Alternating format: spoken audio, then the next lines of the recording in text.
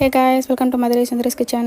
இன்றைக்கி நம்ம டிஃப்ரெண்ட்டான டேஸ்ட்டில் வாழைக்காய் பொரியல் எப்படி செய்கிறதுன்னு பார்க்கலாம் வாங்க. இதுக்கு வாழைக்காய் பொடிப்படியாக கட் பண்ணிவிட்டு அது கூட ஒரு டேபிள் ஸ்பூன் மஞ்சள் தூள், தண்ணி, தேவையான அளவுக்கு உப்பு சேர்த்து ஒரு அரை வேக்காடு வேக வச்சு எடுத்துக்கலாம். இதுக்கு நம்ம அரைக்கிறதுக்கு தேங்காய், சோம்பு, வெள்ளைப்பூடு இதை நல்லா பிறுபிறுன்னு அரைக்கணும், ரொம்ப வலுவலுன்னு அரைக்கக்கூடாது. தேங்காவை லைட்டாக அரைச்சி எடுத்து வச்சுக்கோங்க.